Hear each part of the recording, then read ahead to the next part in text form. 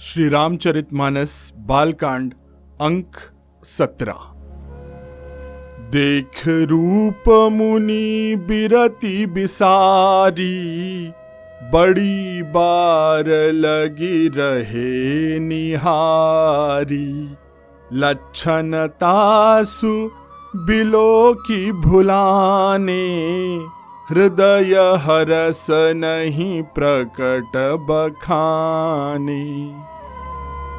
उसके रूप को देखकर मुनि वैराग्य भूल गए और बड़ी देर तक उसकी ओर देखते ही रह गए। उसके लक्षण देखकर मुनि अपने आप को भी भूल गए और हृदय में हर्षित हुए।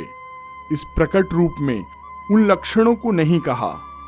जो एहि बरई अमर सोई होई, समर भूमि तेहि जीत न कोई। से वही सकल चराचर ताही, बरई सील निधि कन्या जाही। लक्षणों को सोचकर वे मन में कहने लगे कि जो इसे ब्याहेगा वह अमर हो जाएगा और रणभूमि में कोई उसे जीत नहीं सकेगा। वह शील निधि की कन्या जिसको वरेगी, जिसको चुनेगी, वह चर अचर जीव उसकी सेवा करेंगे।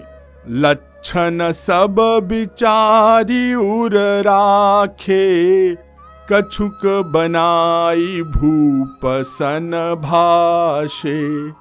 सुता सुलक्षण कही नृप पाही, नारद चले सोच मन माही। सब लक्षणों को विचार कर मुनि ने अपने हृदय में रख लिया और राजा से कुछ अपनी ओर से बनाकर कह दिया। राजा से लड़की की सुलक्षण कहकर चल दिए, पर उनके मन में यह चिंता थी, करो जाई सोई जतन बिचारी।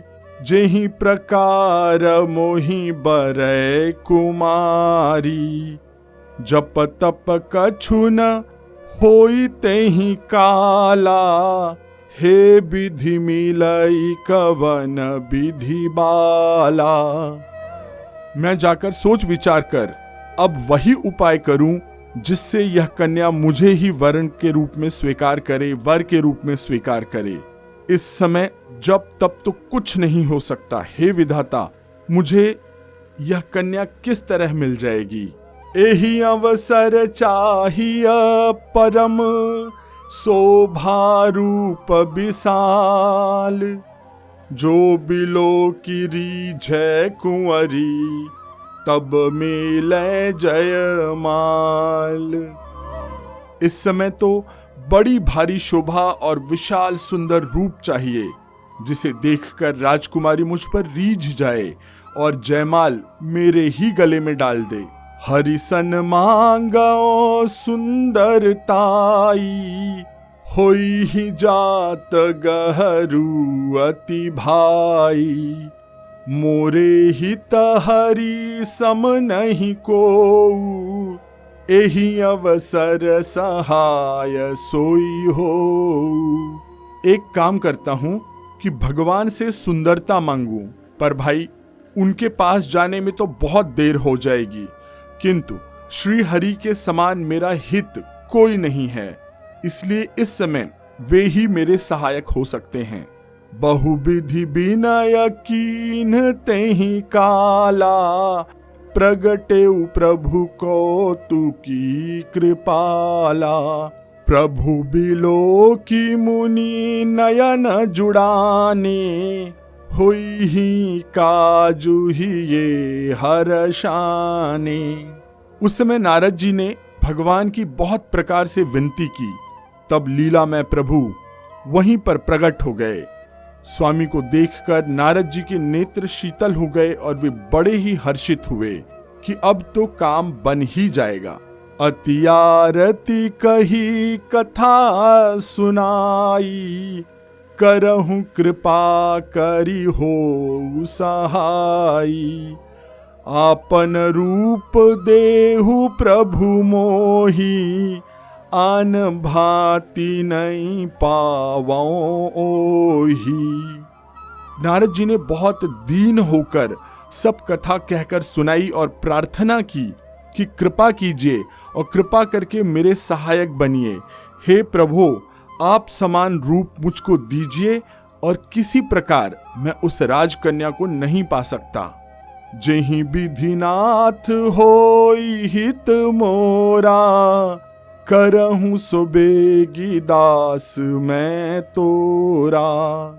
निज माया बल देखी विशाला, हिया हंसी बोले दीन दयाला।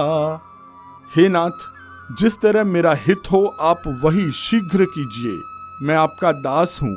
अपनी माया का विशाल बल देखकर दीन दयालु भगवान मन ही मन हंसकर बोले, जेहि विधि होई परम हित, नारद सुनहु तुम्हार। सोई हम करब न आन कछु, बचन न मृषा हमार। हे नारद जी सुनो, जिस प्रकार आपका परम हित होगा हम वही करेंगे, दूसरा कुछ नहीं। हमारा वचन असत्य नहीं होता। कुपथ मागरुज व्याकुल रोगी, वैदन देई सुनहु मुनि जोगी। एहि विधि हित तुम्हार मैं ठयऊ, कहियस अंतरहित प्रभु भयऊ। हे योगी मुनि सुनिए, रोग से व्याकुल रोगी कुपथ मांगे तो वैद्य उसे नहीं देता। इसी प्रकार मैंने भी तुम्हारा हित करने की ठान ली है। ऐसा कहकर भगवान अंतर्ध्यान हो गए। माया बिबस भय मुनि मूढ़ा, समुझी नहीं हरि गिरा निगूढ़ा। गवन तुरत तहाँ ऋषिराई, जहाँ स्वयंवर भूमि बनाई। भगवान की माया के वशीभूत हुए मुनि ऐसे मूढ़ हो गए कि वे भगवान की अगूढ़ स्पष्ट वाणी को भी न समझ सके। ऋषिराज नारद जी तुरंत वहां गए जहां स्वयंवर की भूमि बनाई गई थी। निज निज आसन बैठे राजा, बहु बनाव करी सहित समाजा। मुनि मन हर्ष रूप यति मोरे, मुहि तजी आनहि बरहि न भोरे। राजा लोग खूब सज धज कर समाज सहित अपने अपने आसन पर बैठे थे। नारद मुनि मन ही मन प्रसन्न हो रहे थे कि मेरा रूप बड़ा सुंदर है, मुझे छोड़कर कन्या भूल कर भी दूसरे का वर्ण नहीं करेगी, दूसरे को वरेगी नहीं। मुनि हित कारण कृपा निधाना, दीन कुरूप न जाई बखाना। सो चरित्र लखी काहू न पावा, नारद जानी सबहि सिर नावा। कृपा निधान भगवान ने मुनि के कल्याण के लिए उन्हें ऐसा कुरूप बना दिया था कि जिसका कोई वर्णन नहीं हो सकता। पर यह चरित्र कोई भी नहीं जान सका, पर सबने उन्हें नारद जी जानकर मानकर प्रणाम किया। रहे तहां दुई रुद्र गण, ते जानहि सब भेव। विप्रवेश देखत फिरहि, परम कौतुकी तेव। वहां दो शिवजी के गण भी थे, वे सब भेद जानते थे और ब्राह्मण का वेश बनाकर सारी लीला देखते घूम रहे थे।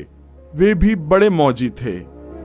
जेहि समाज बैठे मुनि जाई, हृदय रूप अहमिति अधिकाई। तहाँ बैठे महेश गण दो, विप्रवेश गति लखई न को। नारद जी अपने हृदय में रूप का बड़ा अभिमान लेकर जिस समाज की पंक्ति में जाकर बैठे थे, ये शिवजी के दोनों गण भी वहां बैठ गए। ब्राह्मण के वेश में होने के कारण उनकी इस चाल को कोई जान नहीं सका।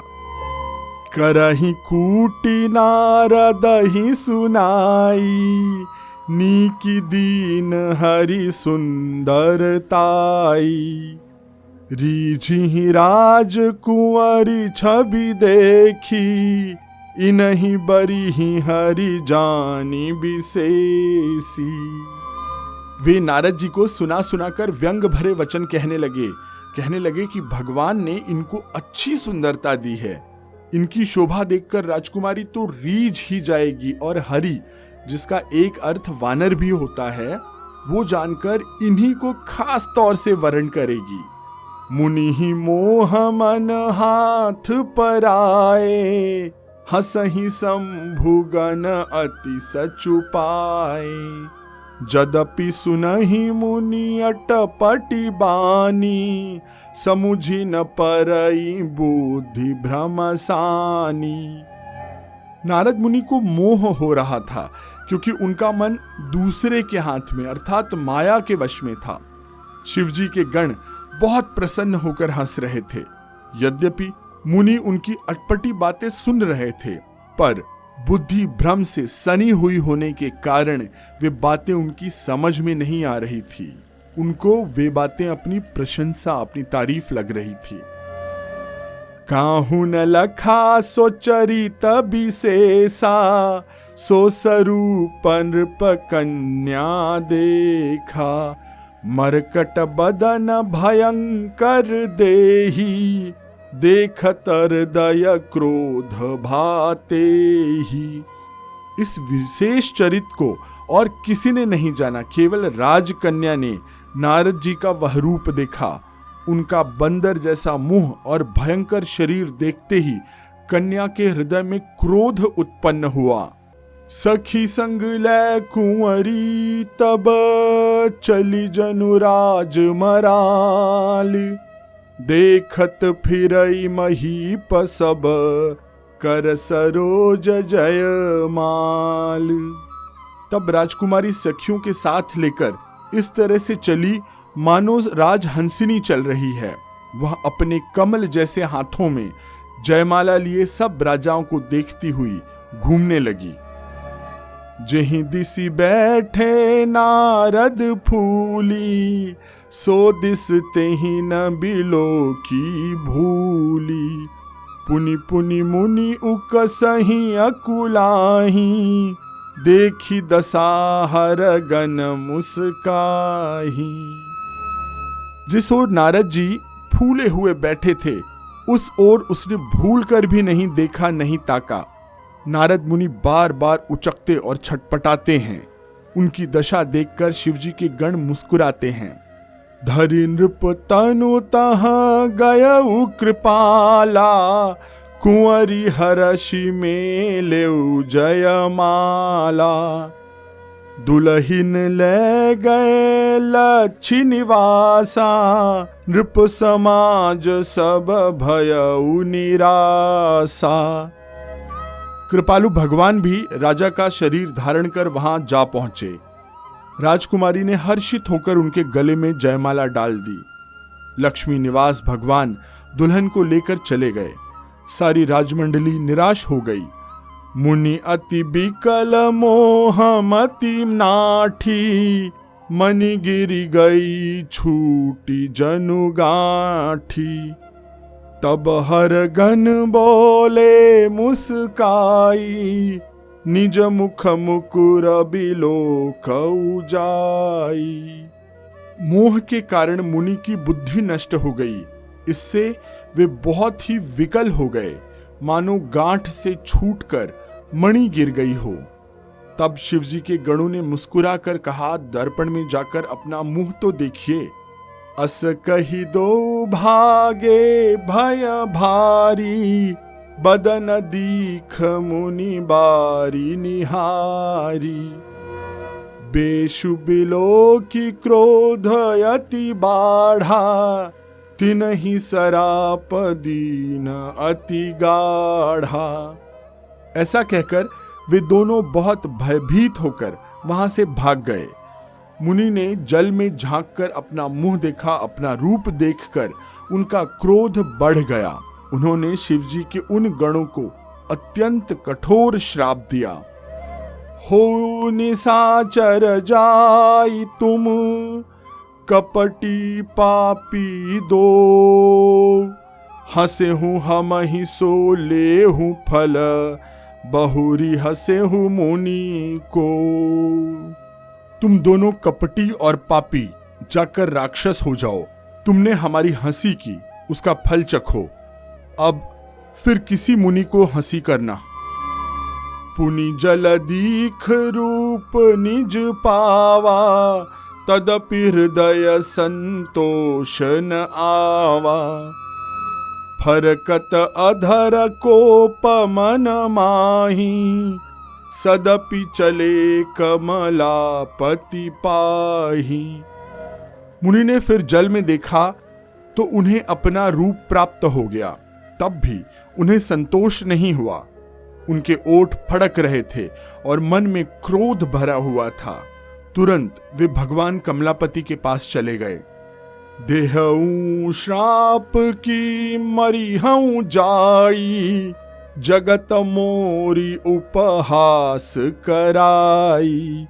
बीच ही पंथ मिले दनुजारी, संगरमा सोई राजकुमारी। मन में सोचते हुए जा रहे थे कि जाकर या तो श्राप दूंगा या प्राण दे दूंगा। उन्होंने जगत में मेरी हंसी कराई। दैत्यों के शत्रु भगवान हरि उन्हें बीच रास्ते में ही मिल गए। साथ में लक्ष्मी जी और वही राजकुमारी थी। बोले मधुर बचन सुर साई, मुनि कहाँ चले बिकल की नाई। सुनत बचन उपजायति क्रोधा, माया बसन रहा मन बोधा। देवताओं के स्वामी भगवान ने मीठी वाणी में कहा कि हे मुनि, व्याकुल की तरह कहां चले। ये शब्द सुनते ही नारद को बड़ा क्रोध आया। माया के वशीभूत होने के कारण मन में से चेत नहीं रहा। पर संपदा सकहूं नहीं देखी, तुम्हारे ईर्षा कपट विशेषी। मथत सिंधु रुद्र ही बोरायहु, सुरन प्रेरी विष पान करायहु। मुनि ने कहा कि तुम दूसरों की संपदा नहीं देख सकते, तुम्हारे ईर्ष्या और कपट बहुत हैं। समुद्र मथते समय तुमने शिवजी को बावला बना दिया और देवताओं को प्रेरित करके उन्हें विषपान कराया। असुर सुरा बिस संकरही, आपुरमा मनि चारु। स्वार्थ साधक कुटिल तुम, सदा कपट व्यवहारु। असुरों को मदिरा और शिवजी को विष देकर तुमने स्वयं लक्ष्मी और सुंदर कौस्तुभ मणि ले ली। तुम बड़े धोखेबाज और मतलबी हो, सदा कपट का व्यवहार करते हो। परम स्वतंत्र न सिर पर कोई, भावई मन ही करहूं तुम सोई। भले ही मंद मंद ही भल करहूं, विस्मय हरस नहीं कछु धरहु। तुम परम स्वतंत्र हो, सिर पर तो कोई नहीं है। इससे जब जो मन को अच्छा लगता है, भाता है, वही करते हो। भले को बुरा और बुरे को भला कर देते हो। हृदय में हर्ष विषाद कुछ भी नहीं लाते हो, कोई पछतावा नहीं होता। डकहीं डकहीं परिचय हूँ सब काहू, अति असंक मन सदा उछाहू। कर्म शुभाशुभ तुम ही न बाधा, अब लगी तुम ही न काहू साधा। सबको ठग ठग कर परख हो गए हो और अत्यंत निडर हो गए हो। इसी से ठगने के काम में मन में सदा उत्साह रहता है। शुभ अशुभ कर्म तुम्हें बांध नहीं सकते, तुम्हें बाधा नहीं देते। अब तक तुमको किसी ने ठीक नहीं किया है, भले भवन अब बायन दीन्हा, पावहुगे फल आपन कीन्हा।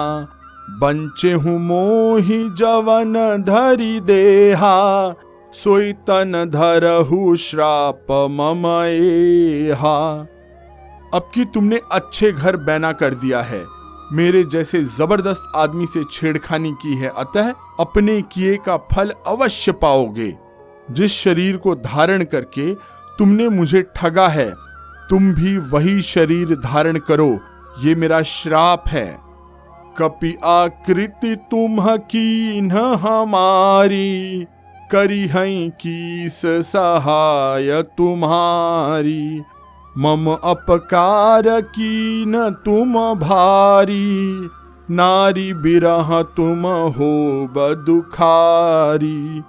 तुमने हमारा रूप बंदर जैसा बना दिया था, इससे बंदर ही तुम्हारी सहायता करेंगे। मैं जिस स्त्री को चाहता था उससे मेरा वियोग कराकर तुमने मेरा बड़ा अहित किया है, इससे तुम भी स्त्री के वियोग में दुखी रहोगे। श्राप शीस धरि हर सिंहिया, प्रभु बहु बिनती कीन। निज माया कै प्रबलता, करशि कृपा निधि लीन। श्राप को सिर पर चढ़ाकर हृदय में हर्षित होते हुए प्रभु ने नारद से बहुत विनती की और कृपा निधान भगवान ने अपनी माया की प्रबलता खींच ली। जब हरि माया दूरी निवारी, नहीं तह रमान राजकुमारी। तब मुनि अति सभीत हरि चरना, गहे पाहि प्रणता हरिहरना। जब भगवान ने अपनी माया को हटा लिया, तब वहां न लक्ष्मी ही रही न राजकुमारी ही। तब मुनि ने अत्यंत भयभीत होकर हरि के चरण पकड़ लिए और कहा, हे शरणागत के दुखों को हरने वाले, मेरी रक्षा कीजिए। मृषा हो मम श्राप कृपाला, मम इच्छा कह दीन दयाला। मैं दुर्बचन कहे बहु तेरे, कह मुनि पाप मिटहि किमि मेरे। हे कृपालु, मेरा श्राप मिथ्या हो जाए। तब दीनों पर दया करने वाले भगवान ने कहा कि यह सब मेरी ही इच्छा से हुआ है। मुनि ने कहा, मैंने आपको अनेक खोटे वचन कहे हैं, मेरे पाप कैसे मिटेंगे। जपहु जाई शंकर सतनामा, होई हृदय तुरत बेश्रामा। को नहीं शिव समान प्रिय मोरे, असि परतीति तजहु जनि भोरे। भगवान ने कहा कि जाकर शंकर जी के शत नाम का जप करो, इससे हृदय में तुरंत शांति होगी। शिव जी के समान मुझे कोई प्रिय नहीं है, इस विश्वास को भूल कर भी नहीं छोड़ना। जेहि पर कृपा न करहि पुरारी, सो न पाव मुनि भगति हमारी। अस उर धरि महु बिचरहु जाई, अब न तुम ही माया नियराई। हे मुनि, पुरारी शिवजी जिस पर कृपा नहीं करते, वह मेरी भक्ति नहीं पाता। हृदय में ऐसा निश्चय करके जाकर पृथ्वी पर विचरण करो, अब मेरी माया तुम्हारे निकट नहीं आवेगी। बहुविधि मुनि प्रबोधि प्रभु, तब भय अंतरधान। सत्यलोक नारद चले, करत भजन गुण गान। सत्यलोक नारद चले, करत राम गुण गान। बहुत प्रकार से मुनि को समझा बुझाकर धाड़स देकर प्रभु अंतर्ध्यान हो गए और नारद जी श्री रामचंद्र जी के गुणों का गान करते हुए सत्यलोक चले। हर गण मुनि ही जात पथ देखी, विगत मोह मन हर्ष विशेषी। अति सभीत नारद पही आए, गही पद आरत बचन सुनाए। शिवजी के गणों ने जब मुनि को मोह रहित और मन में बहुत प्रसन्न होकर मार्ग में जाते हुए देखा, तब वे अत्यंत भयभीत होकर नारद जी के पास आए और उनके चरण पकड़कर दीन वचन बोले, हरगन हम न विप्र मुनि राया, बड़य अपराध कीन्ह फल पाया। श्राप अनुग्रह करहु कृपाला, बोले नारद दीन दयाला। हे मुनिराज, हम ब्राह्मण नहीं हैं, शिवजी के गण हैं। हमने बड़ा अपराध किया जिसका फल हमने पा लिया। हे कृपालु, अब शाप दूर करने की कृपा कीजिए।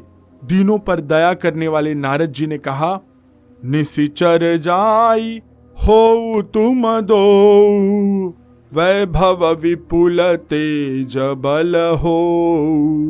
भुज बल विश्व जितब तुम जहिया, धरि हैं विष्णु मनुज तनु तहिया। तुम दोनों जाकर राक्षस हो जाओ।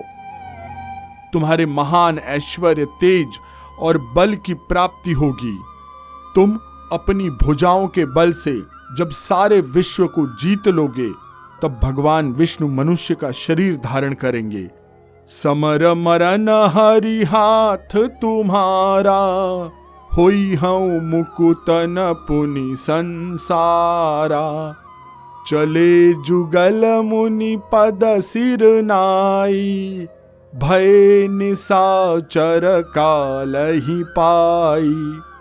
युद्ध में श्री हरि के हाथ से तुम्हारी मृत्यु होगी, जिससे तुम मुक्त हो जाओगे और फिर संसार में जन्म नहीं लोगे। वे दोनों मुनि के चरणों में सिर नवाकर चले और समय पाकर राक्षस हुए। एक कलप एहि है तु प्रभु, लीन मनुज अवतार। सुर रंजन सज्जन सुखद, हरि भंजन भूबि भार। देवताओं को प्रसन्न करने वाले, सज्जनों को सुख देने वाले और पृथ्वी का भार हरण करने वाले भगवान ने एक कल्प में इसी कारण मनुष्य का अवतार लिया था। एहि विधि जन्म करम हरि के रे, सुंदर सुखद विचित्र घनेरे। कलप कलप प्रति प्रभु अवतरहि, चारु चरित नाना विधि करही। इस प्रकार भगवान के अनेकों सुंदर, सुखदायक और अलौकिक जन्म और कर्म हैं। प्रत्येक कल्प में जब जब भगवान अवतार लेते हैं और नाना प्रकार की सुंदर लीलाएं करते हैं, तब तब कथा मुनि सन गाई, परम पुनीत प्रबंध बनाई। विविध प्रसंग अनूप बखाने, करही न सुनिया चरजु सयाने। तब तब मुनीश्वरों ने परम पवित्र काव्य रचना करके उनकी कथाओं का गान किया है और भांति भांति के अनुपम प्रसंगों का वर्णन किया है, जिनको सुनकर समझदार विवेकी लोग आश्चर्य नहीं करते। हरि अनंत हरि कथा अनंता, कहहि सुनहि बहु विधि सब संता। रामचंद्र के चरित सुहाए, कल्प कोटि लगी जाहि न गाए। श्री हरि अनंत हैं, उनका कोई पार नहीं पा सकता और उनकी कथा भी अनंत है। सब संत लोग उसे बहुत बहुत प्रकार से कहते और सुनते हैं। श्री रामचंद्र जी के सुंदर चरित्र करोड़ों कल्पों में भी गाए नहीं जा सकते। यह प्रसंग मैं कहा भवानी, हरि माया मोह ही मुनि ज्ञानी। प्रभु कौतुकी प्रणत हितकारी, सेवत सुलभ सकल दुखहारी। शिव जी कहते हैं कि हे पार्वती, मैंने यह बतलाने के लिए इस प्रसंग को कहा कि ज्ञानी मुनि भी भगवान की माया से मोहित हो जाते हैं। प्रभु कौतुकी लीलामय हैं, शरणागत का हित करने वाले हैं। वे सेवा करने में बहुत सुलभ और सब दुखों को हरने वाले हैं। सुर नर मुनि को नाही, जेहि न मोह माया प्रबल, अस विचार मन माहि, भजिय महामाया पति। देवता, मनुष्य और मुनियों में ऐसा कोई नहीं है जिसे भगवान की महान बलवती माया मोहित न कर दे। मन में ऐसा विचार कर उस महामाया के स्वामी श्री भगवान का भजन करना चाहिए। तो आज के अंक में यहीं पर विश्राम लेते हैं। आप हमारे इस पॉडकास्ट को जिस भी प्लेटफॉर्म पर सुन रहे हैं वहां इसे लाइक, शेयर और सब्सक्राइब जरूर करिए। साथ ही साथ इस पॉडकास्ट को, इस राम कथा अमृत को अपने मित्रों, परिवार और परिचितों से शेयर अवश्य करिएगा। आपके प्रतिक्रियाओं की प्रतीक्षा रहेगी। मैं आशीष मिश्रा आज्ञा लेता हूँ। सियावर रामचंद्र की जय, पवन सुत हनुमान की जय, कहो भाई सब संतन की जय।